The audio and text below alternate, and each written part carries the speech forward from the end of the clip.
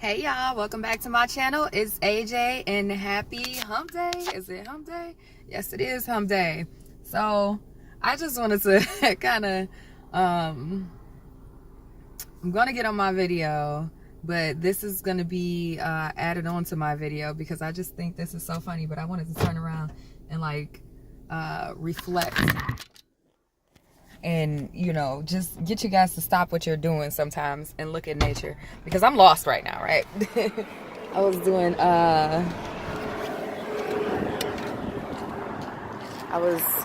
Lyft, and I dropped someone off, and then I caught myself trying to you know, find my way back without GPS, and now I'm in this beautiful area. Beautiful area. Water everywhere. I want to make this video here, but I'm not going to because it's really windy and I don't have the sound equipment. I'm on my cell phone. This is how I record stuff. So I don't have the sound equipment to really I'm sorry, this video is all types of crazy right now. I have to put it back on my holder. But yeah, I don't have the sound equipment to really make the video that I want to make. So I'm not gonna really attempt to at this point in time. But I just wanted y'all to see how beautiful this is. Like, sometimes, even if you're lost, I'ma just say it like this. Even when you get lost, you have to find the beauty in everything. Like, I'm lost as fuck right now, okay? Well, you know, I have GPS and it's now leading me back, which I'm 40 minutes away from home. Like, yeah, that's not what I intended to do, especially when my boyfriend has to leave for work soon, very soon, and he has the baby and cannot leave until I get there. So, yeah, that's all bad, but, you have to find the beauty in everything that you do. Even when you're lost in the world, there's still beauty to be sought after and recognized and appreciated. So, you know, just kind of find the beauty in everything. This is like a bonus video, I guess, because my video for today was going to be manifestation part 2. I guess I could talk about that as I'm driving, though, if we really want to kind of get down to it. So basically what I was gonna say, you know, I can't refer to my notes, so this is all gonna be like, y'all gonna have to really excuse me for like my ums and whatnots and all that stuff. But what I was gonna say, and it kind of plays back from Monday too, is, do you really want what you're asking for? Now, I was gonna say, give some of my manifestation recognizers, I guess, because now it's to the point, you know, I spoke on meditation yesterday, and a lot of my manifestation comes from meditation, but I also have different methods that I use, not as consistently as meditation though, but I'm going to go into explaining some of the techniques as well. So I'm going to start off with the techniques. They have the water method. Now, there's 2 different water methods, right? Water method number 1 is you take a cup of water, and, well, let me give you a little science behind the actual water method.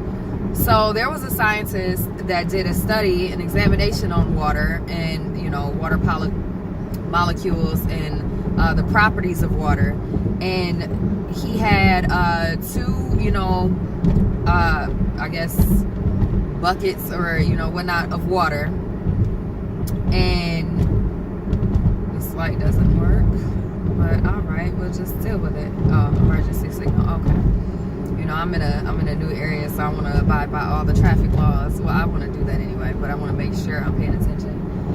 This water is so damn beautiful, y'all just don't understand. Like, I love water. I love it. And coincidentally, we're talking about the water technique. So anyway, back to the technique. So he gets 2 different controls of water or whatever, 2 buckets of water. Then he puts he puts them in separate rooms, and then for one of the buckets of water, he has people scream at it, yell at it, say negative things about it and whatnot. And then he goes and puts the other bucket into a room where they say positive things and loving things and, you know, express gratitude and all of that. And he went in to go study the water molecules and the particles, and because water changes shape. Oh, that's a beautiful house. Wow. Water changes shape, and he found out that the shapes that the water particles like crystallized to or turned into got very ugly. They looked disturbing in various ways, with the ones that were, you know, in the water bucket that was being yelled at and whatnot. I'm sorry, y'all. I may re-record this. I don't know yet. But yeah, so that bucket of water, it was just like the molecules looked so disturbed and distressed and horrible. The other bucket that was, you know, being told I love you, it turned into some beautiful masterpieces. Like it looked like snowflakes. There were beautiful patterns and intricate designs, and it looked peaceful. And if you think about it,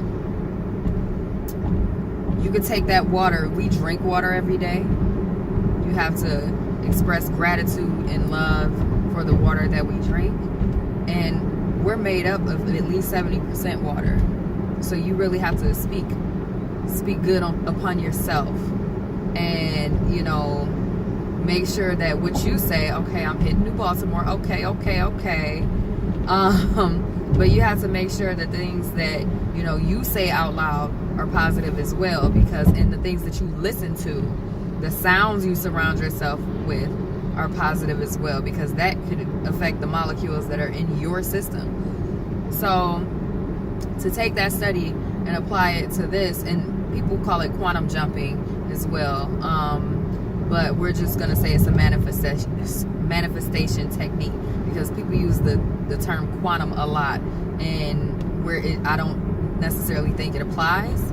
So we're just going to say it's a manifestation technique, the water technique 1. So this one takes that study and the findings from that study rather, and then you pour water into a cup, and then you take a sheet of paper, maybe a post-it note or something, and then you write down your goals, where you want to be, what you want to be, you know, etc., everything that you want, and you tape it onto that glass or cup of water that you have, and then you rub your hands until they get hot, and then you take that energy that you just created by rubbing your hands, and then you surround it up by your cup.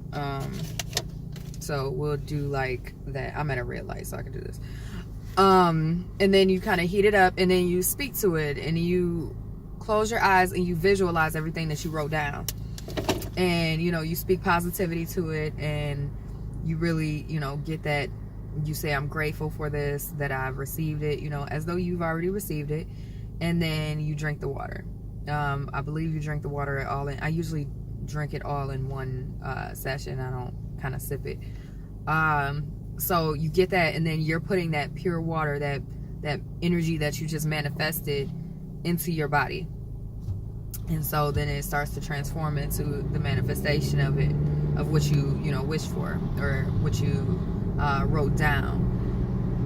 So that's not quantum jumping, because I don't want to use that term. That's the water technique manifestation 1. The second one is you take 2 cups of water and you fill them both. No, you fill one up. Sorry. You take 2 cups of water and you fill one up. And then you take 2 post-it notes or small pieces of paper, and then you can tape it on. And then you write down on one piece of paper where you are now. 0.3, okay, 3 blocks. So I'm assuming it's up here. Why y'all just telling me that's not? Can I get up here, please? Thank you. But you take a piece of paper, and then you write where you are now, what your current situation is, and you put that into the empty cup. So you know, your current situation, and you post that onto the empty cup, and then you take a post-it note and you write, you know, your future goals, where you want to be, and then you post that on the cup with the water. And you focus on, well, you know, you look at the cup where you're at now, and then you focus on and visualize, you start to visualize the new cup of water where you want to be, and then you remove the paper, the post-it note, off of the cup where you are now, and you could discard it. Some people like to burn it, some people like to throw it away, ball it up, whatever. You discard that, and so that cup is now empty, and you continue to visualize and be thankful, and, you know, express gratitude for where you envision yourself in the future. And then you pour that full cup of water, your future goals, into your now current cup that should be empty, with no post-it note on it, and you pour it into there. And that signifies, like, okay, this is where I'm at now. I acknowledge where I'm at now, but I'm not accepting where I'm at now. And, you know, you put that energy from this is where I want to be into this is where I'm at now. And that transformation, as some people would like to call it, the quantum jump. And, you know, that's a manifestation technique. And then after you transfer that water, you know, you continue to express gratitude, I'm thankful, etc., etc., and then you drink it. So one technique is longer than the other one. I've tried both. You know, for novelty purposes, if you want to have like a whole ceremony to be like, you know, this is it, like, this is the day where I change. And then you could do the 2 cup. I mean, I'm not saying you, but that's where I feel like, okay, if I want to do, like, you know, I did the 2 cup thing the first time I did it, and I was like, okay, this is big. Like, okay, so now when I'm doing the manifestation thing, I use the 1 cup method, because 1 is quicker, it's less of a ceremonial thing. Now it's still obviously ceremonial practices, and I'm saying ceremonial, not like as witchcraft or anything like that, but, you know, just as it's a longer practice, let's put it that way. So, you know, I do the 1 cup method, but I don't do them every day. It's not something that you could just do once and then it'd be one and done. So I've done the 1 cup method, like I would say maybe 3 times out of the week, and that was about it. It has worked for me. It sped the things up that I felt that I was, you know, attempting to manifest. And this was before I got good at, like, manifestation through meditation and stuff like that. So I think I felt like it, you know, sped up the process of me getting where I needed to go. So I did appreciate that. Another thing I wanted to, so you can try those methods and, you know, comment down below and let me know if they work for you. You can also YouTube or Google those methods, and then you will probably want to do quantum jumping, the water quantum jumping, if you search it up, because that's what a lot of people call it. Or you can just do the water technique manifestation, however you want to do it. I'm pretty sure enough people on YouTube tag those things, so if you search that online, then you'll probably find it. Okay, I-94 on the left. Okay, here we go. Here we go. You point me to the E-way and I'm there. So, excuse my excitement. But, yeah. So, you can manifest things through the water techniques that I mentioned, you know, just now. Or you can continue with the meditation manifestation technique. And I love the meditation technique, honestly. And I wanted to give a few pointers because now I kind of feel when I'm in the correct mode. And I feel when I'm manifesting something accurately. because you know you have to put feeling into what you're doing. So I meditate, and then I say meditation, manifestation works best for me because that's what calms me down and brings me into the present moment. Now, if you could do that without meditation, then by all means, do what works best for you. Again, when I say stuff, I'm saying stuff that works best for me. And you have to take that into consideration. You know, take my advice and suggestions and tips and tweak it however you need to. Tailor that to you in your own personal life and preferences and whatnot. So, when I do my meditation manifestation, I get into my deep meditation or theta mode or whatever, and I get the chills when I really know something. Every time that I've manifested something swiftly and accurately, I've gotten the chills while I was in the process of manifesting it. So it's like my body knows, and it's just like, oh, like, so I take that as a hint as I'm doing things accurately, and I'm actually putting forth that emotion, that gratitude, and that, you know, the visualization. And gratitude and visualization are two of the main keys that is going to make meditation or manifestation work. Period. You cannot manifest without 4 major things. Those 4 things. Gratitude. You gotta, gratitude. You have to be grateful for the things that you have and the things that you're about to receive. Because without being grateful for the things you have in the first place, you're not going to receive anything new. You're not going to receive anything better or different or, you know, in surplus. So you have to express gratitude. Key number 2 is visualization. You have to visualize exactly where you want to be, who you want to be, to the minor details. To the tedious minor details that you don't think are important, they are. So you have to, you know, visualize that in depth. And I found something with me in visualization that I'm just now starting to get over. I worry a lot. And when it comes to positive things and intentional visualization, I struggled. I did. I struggled tremendously with getting that image in my head because I'm so left brain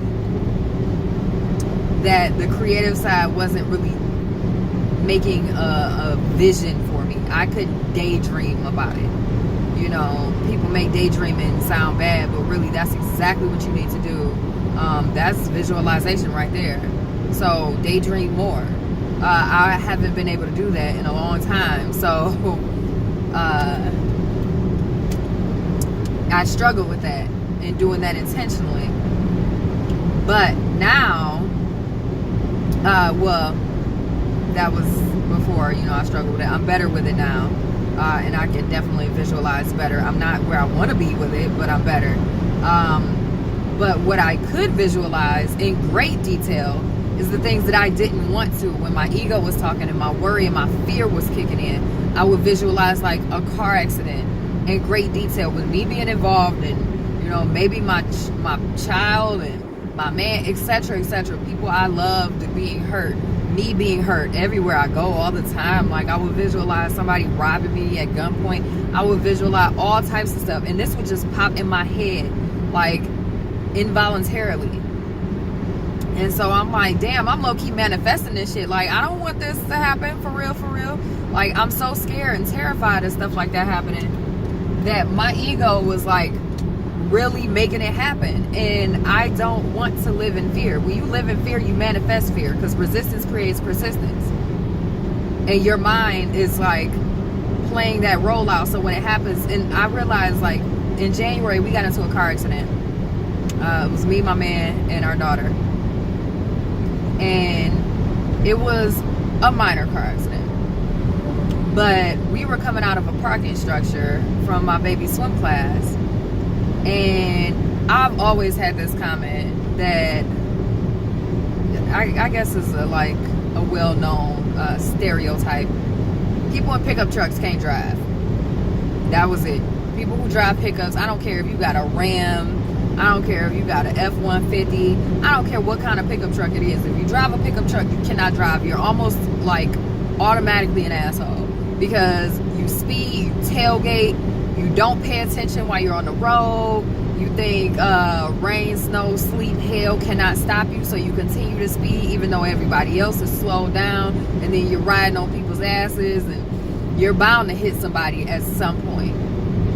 And then y'all don't pay attention, like y'all be distracted and whatnot. That was my opinion on pickup truck drivers. So I've held that opinion for like a year or 2, 3. It's been a while.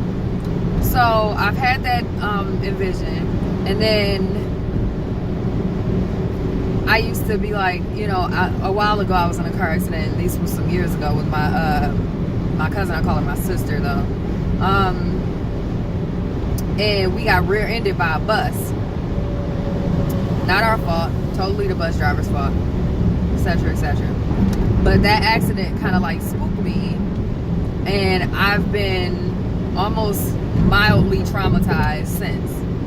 So when people come up too close behind me, I automatically start fearing the worst. And I'm just like accident, and I'm replaying like different scenarios of accidents in my head, and I'm talking about pickup drivers can't drive and all of this stuff. So fast forward, we're leaving my daughter's swim class, and I'm turning out of the exit. It's like we'll say this, and then this. Like, I don't know. I can't really show you guys because I'm driving, obviously. But so I'm leaving. We're coming out of like the parking lane, and the parking aisle, and then I make a right. And then you go straight for a little bit, and then the entrances are to your left. This guy is coming into the entrance, so he made a right into the entrance. Then he made another right to come towards where we're leaving out. Now there are 2 lanes, one for the people exiting and one for the people entering. And it's a big space. There's no divider in there. So he's turning up all wild like, and I'm like, damn, this guy reckless, like. And he's turning a corner, and he's going hella fast, like. Hella fast for you to be pulling up in a parking lot where there are potential pedestrians, where there are other people, where there are cars. And then I look, and I'm like, is he gonna stop? So I go to put my car in reverse, and then I just scream, because at this point it's like, fuck, he's hitting us. Like, he is about to hit us head on. And luckily I was the only one in the front seat. Bae was in the back with the baby, and she was strapped up appropriately in her car seat and whatnot. So that was a blessing in itself. Those were all blessings. But he smashed the front end in. And also, I was in a rental car. Right. And then also because my transmission was out on my car, and for the second time, and I was waiting to get my car back. So I'm in a rental car.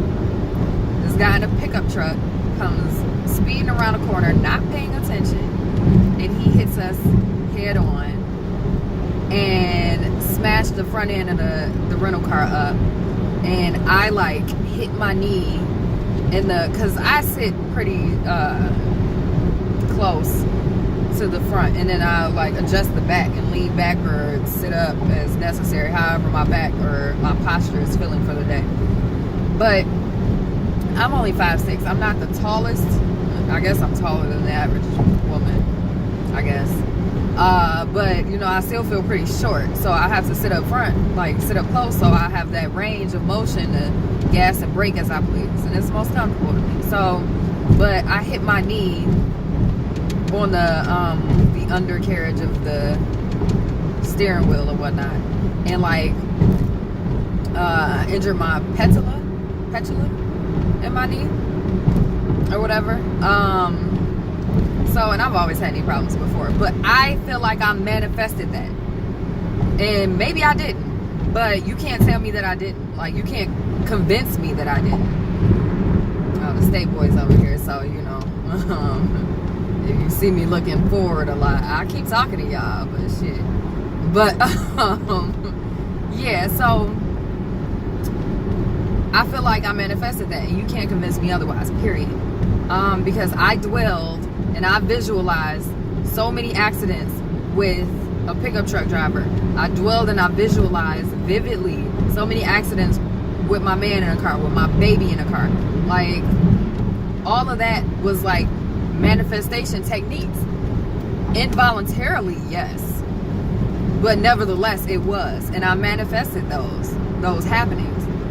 So I had to sit back and really consider, like, what am I thinking about? What are my fears? What are some of my greatest fears? I need to stop, and you have to filter your brain, because you could be manifesting all types of shit, all types of bad shit. And that's why I stopped watching the news. That's why I advocate to stop watching the news, stop following the news, stop listening to all of that stuff, and really filter what you consume in every sense of the word, with other people, with media, with what you listen to, the music you listen to, all of that stuff. You have to filter the movies you watch, and that's for you horror movie lovers too. I cannot express to you, like I was just telling my man a few weeks ago, that's sad that Final Destination has done something to my subconscious, low-key, to where I could be driving on the freeway and I'll see a log truck and I'm like, oh, Final Destination moment. There's a speed trap ahead. Oh, damn, a speed trap ahead. All right. I'm doing a speed limit anyway, so I don't care. Thank you, Google. But yeah, it's like the log truck will come up and I'll be like, oh, Final Destination moment. Let me get from behind him. Or like airplanes. And I had a phobia of planes before I started flying. That's why I didn't fly for so long. Because I was terrified. My godfather and his wife died in a plane crash. So, and I was young, but I definitely remember it. And that was the first time I'm not even gonna get into all that. Like, the first time I saw my dad cry, all this stuff. It was ridiculous because that was his best friend, my goddad. So I had a phobia of planes and flying and all this stuff. Because of what happened to my godparents and, well, my goddad and his wife. So all of that to say, the news will give you, it'll fearmonger you. They give you all types of negative stuff. The movies you watch will give you new concepts and ideas of ways to fearmonger and to live in fear and to visualize all types of crazy shit happening that have no validity in real life. But it's real because you're dwelling on it. You're consuming it, and now you're thinking of ways and twisted shit too. So, you have to really, and then you start to manifest that stuff. That's why I don't like to watch the news, because it's like the news will have you walking around fearing every damn thing. Every damn thing. You walk outside, you be like, oh, there's a robbery over here. Oh shit, and you start to be scared, and then you start vibrating on a lower frequency, and then next thing you know, somebody finds you to rob because you look scared, you look vulnerable, you look like a victim, and you vibrating on that low frequency, attracting those people.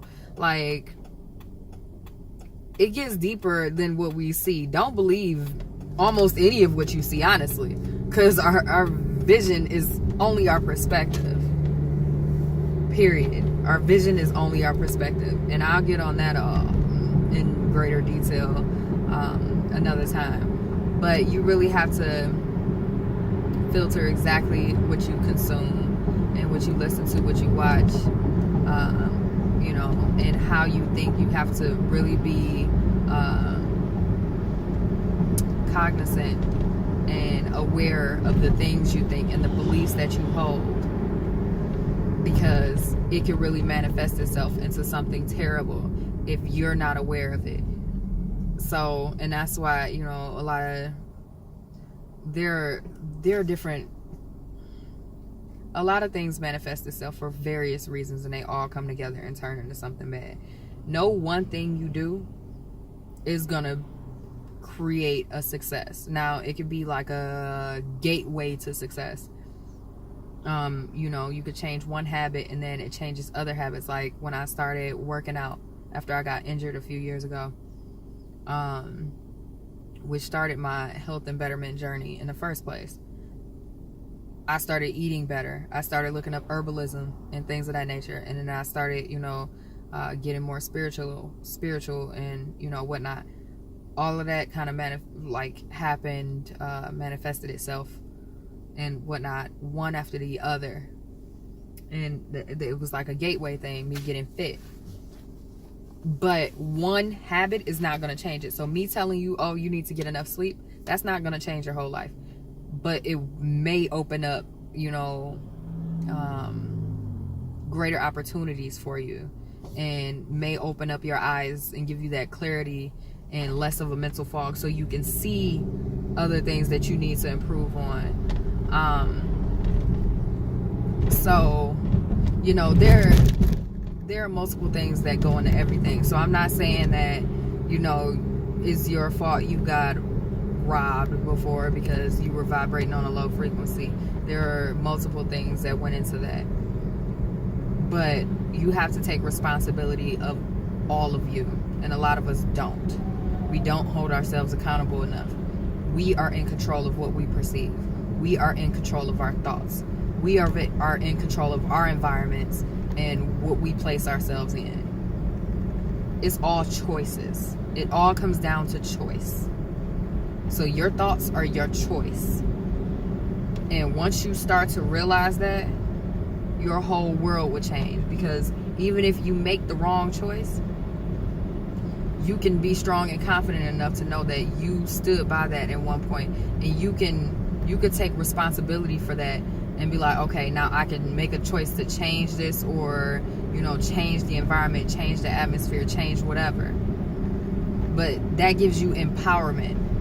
And that's what this whole thing is about. You give yourself empowerment through changing your environment, through changing your body, through changing your mindset and your perception and your belief systems.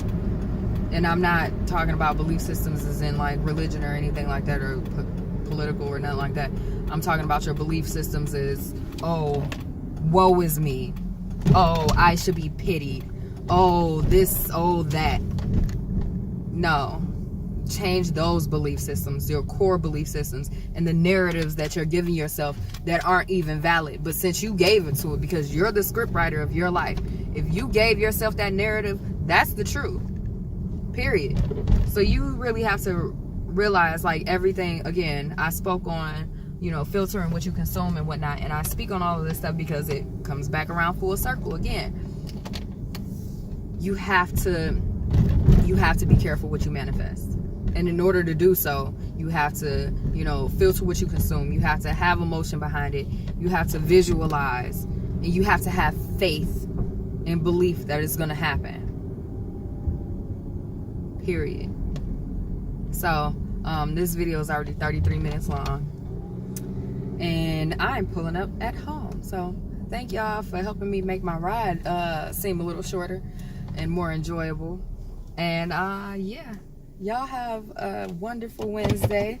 I'm about to go make a post about my baby being 20 months old as of today. Whoop, whoop. And I'm about to go in the house and spend a little family time before my man got to go to work. Ciao.